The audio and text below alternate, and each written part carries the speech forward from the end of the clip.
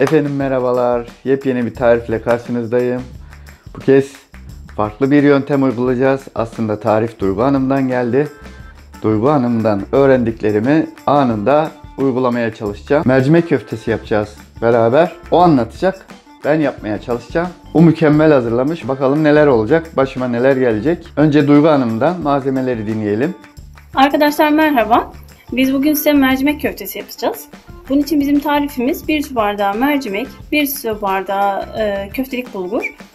İlk olarak mercimeğimizi haşlayacağız, ardından bulgurumuzu ekleyeceğiz. Bunlar soğuduktan sonra da yeşil soğanımızı, maydanozumuzu ekleyeceğiz, kuru soğan ekleyeceğiz. Evet, malzemelerin bir kısmını Duygu Hanım'dan dinledik. Kalan kısmını da ben anlatayım. Mercimek köftesini yaparken bir de sosumuza ihtiyaç var. Bunun içinde biraz yağ, bir tane kuru soğan, 1 yemek kaşığı biber salçası, 1 yemek kaşığı domates salçasına ihtiyacımız olacak. Ve de tabii bir takım baharatlar kullanacağız. Bunun için hazırlıklarımı yaptım. Şimdi Duygu Hanım'a tekrar dönelim. Aşama aşama anlatacağım ben size. Başlayalım biz ilk önce. Burada da kim var? Dinle. Dinle bakalım. Bakayım. Burada da kim var? Burada kim varmış? Dinle bakalım. Bakayım. Gördüğünüz gibi tanem de Duygu Hanım'a eşlik edecek. Hadi başlayalım bakalım neler yapacakmışız. Diğer videoya geçelim. Mercimeğimizi yıkadık. Çok az kavuracağız arkadaşlar bu şekilde. Kavurduktan sonra 3 su bardağı su ilave edeceğiz ve kaynamaya bırakacağız. Suyunu çekene kadar kaynayacak. Mercimeği yıkayacağız. Deterjanla değil tabi. Suyun altında sudan geçireceğiz. Şimdi bu sayede işlemleri ben de yapacağım. Yeni sarı bezim. Normalde nasıl yıkanıldığını görmediğim için tahminen bir şeyler yapacağım.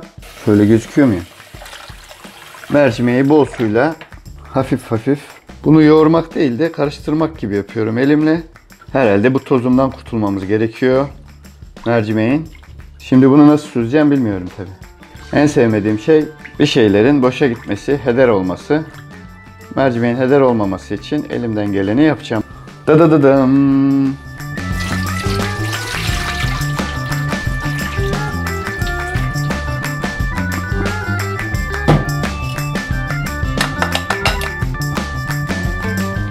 Ben buna bir su daha yapayım ya.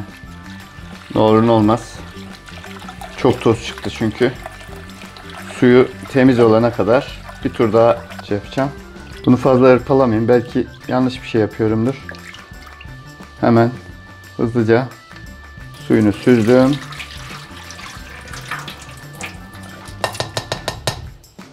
Evet, bir tane bile kayıp istemiyorum.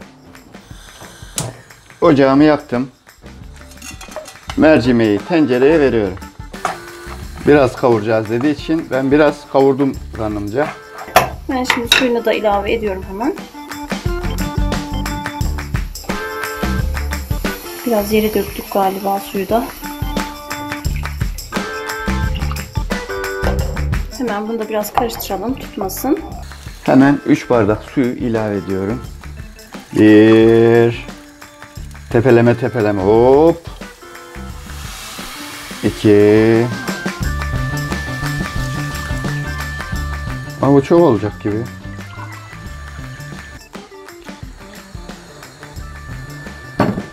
Ay.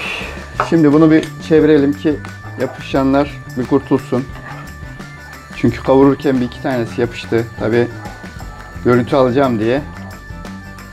Şimdi bunun suyunu çekene kadar kaynamaya bırakacağız ağzını kapatıp. Bu kaynadıktan sonra da, suyunu çektikten sonra da bulgurumuzu ilave edeceğiz, karıştıracağız. O şekilde bırakacağız. Kapatıyorum bu şekilde. Şimdi bu kaynayacak. Acaba buna tuz atmak lazım mı? Bilmiyorum. Şöyle hafiften bir tuz koyuyorum ben. Çok az tuz koydum ya. Yani koymadım da sayılır aslında. Kapağı kapattık. Mercimeğimiz pişerken arkadaşlar ben şimdi iç harcını hazırlıyorum. Soğanları ince ince kıydım. Maydanozları da ince ince kıyacağım. Bunları en son aşamada ilave edeceğim zaten. Onları yaptıktan sonra ayrıca bir tavada da kuru soğanları ince ince kıyıp salçayla kavuracağım. Onu pişen mercimeğimizin ve bulgurumuzun içine katacağım. Devamını da göreceksiniz zaten videonun. Evet, mercimekler kocaman olmuş, şişmişler. Bunun suyunu çekmesi lazım. Duygu Hanım öyle söyledi. Vay arkadaş. Hayatta her şey ilgi bekliyor. İlgi. İlgisiz her şey olması gerektiği gibi olmuyor. Bakın yine köpürmeye başladı. Oo. Bunu hiçbir tarif videosunda göremezsiniz bakın. Vey, şimdi bunu kenara alalım. Soğanımızı doğrayalım. Hangi soğanımızı? Kuru soğanımızı. Neredeyse rendeden geçirilmiş kadar küçük doğramaya çalışacağım.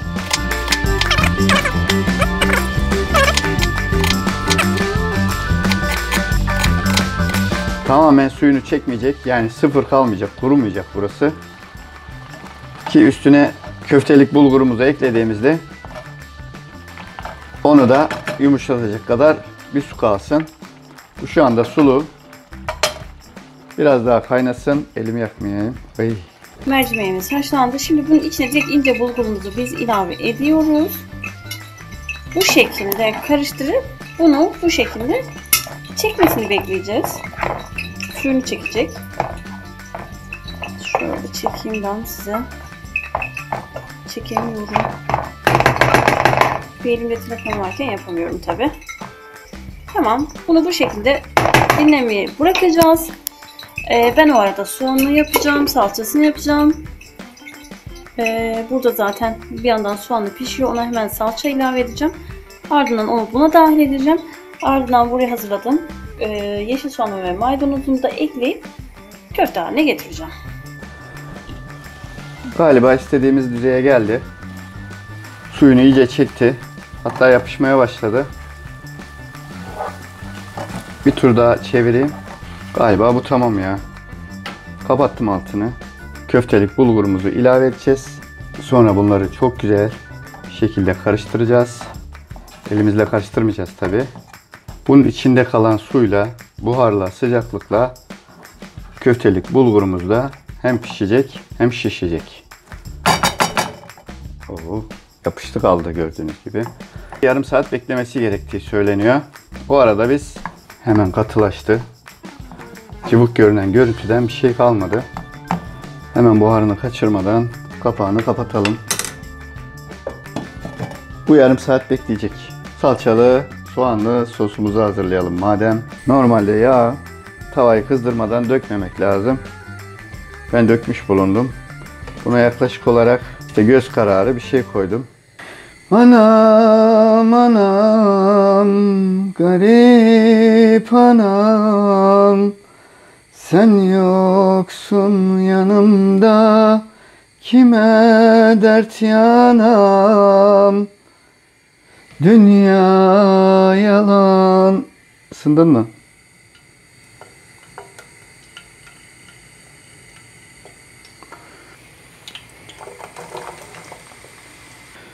Sen yoksun yanımda, kime dert yanam.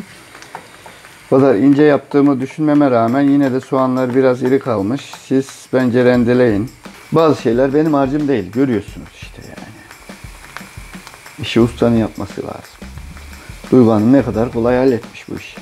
Şimdi belli bir aşamaya kadar Duygu Hanım'la beraber geldik. Ama bundan sonrasında Duygu Hanım'da görüntü yok. Nedeni ise sevimli tanem telefona el koymuş. En doğal hakkı. Dertli türküler söyledim. Çünkü soğan beni duygulandırıyor. Bu pembeleşti galiba ya. Neyse. Konuyu dağıtmayalım çok. Bazen ne yaptığımı unutuyorum değil mi? Bundan bize ne dediğiniz oluyordur. Salçamızı ekledik. Madem pembeleşmiyorsun soğan efendi, ben de seni kıpkırmızı yaparım. Hadi bakalım şimdi de pembeleşme görelim. Oh mis gibi koktu vallahi. Hem biber salçası hem domates salçası annemin gönderdiği salçalar. Organik. Tamamen ev yapımı. Sürekli karıştırıyorum. Ocağım battı zaten. Bence oldu. Soğanlar da ölmüştü zaten.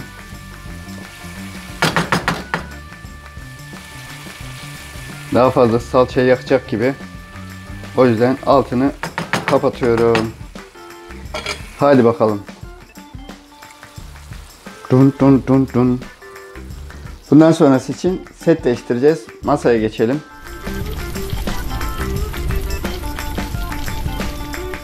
Beş tane yeşil soğanım var. Bu oturarak ne güzel oldu ya. Köftelerimizin içinde çok iri olmaması için mümkün olduğu kadar küçük doğruyorum. Oy oy. Anam bu da kuru soğan gibi ağlattı beni ha. Hiç soğan ağlatır mı ya? Sonuçta soğan. Kendim sorup kendim cevaplıyorum işte. Maydanozlarımızı doğrayalım. Yeşil soğanın gazından ağlıyorum, inanır mısınız? Ya çok basit gibi gözüken şeyler zaman alıyor, görüyorsunuz değil mi? Huy huy huy huy huy. Yoğurma zamanı geldi sayın seyirciler. Kapağı açtık. İrmik helvası gibi olmuş, topaklaşmış. Duygu Hanım'ın dediği gibi soğanlı salçalı sosumuzu ilave edeceğiz. Bu arada bu da soğudu biraz. Elimi yakmayacak kıvamda. İnşallah. Şundan biraz alıp bunun içinde gezdiriyorum. Yoğurmaya başlayalım.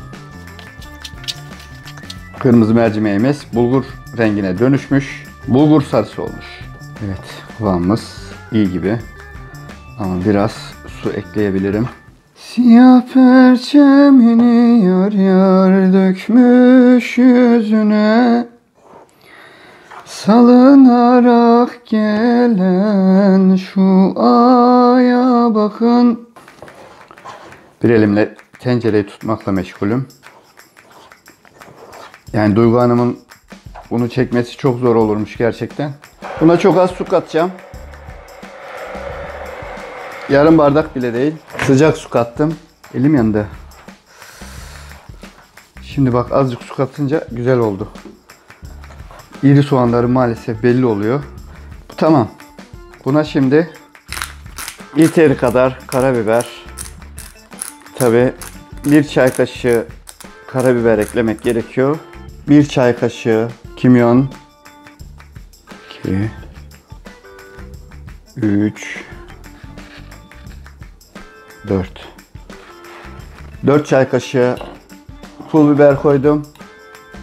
1 çay kaşığı 2 çay kaşığı 2,5 çay kaşığı da tuz koydum. Evet, bunları bir tur daha karıştırıyorum böyle. Bulaşık çıkmasın diye bunun içine karıştırıyorum. Ne olur yani. Maydanoz ve yeşil soğan. Gelin bakalım. Hazır mısınız? Yaptığımız sınav sonucu bir mercimek köftesinin lezzet arttıranları olmaya hazırsınız. Baharatlardan burnum kaşınıyor. Hapşırmam umarım. Şimdi bir de böyle karıştıracağız. Hapşırmamam lazım. Ben bir burnumu temizleyip geliyorum. Bu arada tadına bakayım ben ya. Çok güzel olmuş. Evet. Bu yeterli. Mercimek köftemiz süper oldu. Zaten mercimek köftesine bayılırım ben. Evet arkadaşlar, mercimekli köftemiz bitti. Yemeğe hazır durumda. Bugün biraz kalabalığız. Bir kalabalık misafirimiz var. Öyle, her şeyim hazır. Evet, Duygu Hanım'ın hazırladığını gördünüz. Taze mercimek köfte yapmamış. Yanında misafirler için bir sürü hazırlık yapmış. Çaylar, bardaklar, bardaklara bakarsak 128 tane misafiri var. O arada sağ olsun zahmet edip bizim için tarif yollamış. Verdiği tarifle ulaştığım sonuç bence mükemmel. Muhtemelen onu yaptığı da bundan daha lezzetli olmuştur. Afiyet olsun bize. İyi akşamlar, görüşürüz. O saçlar taranır mı, sarı renge boyanır mı? O saçlar taranır mı, sarı renge boyanır mı? Haberin var mıydı benden, buna yürek dayanır mı?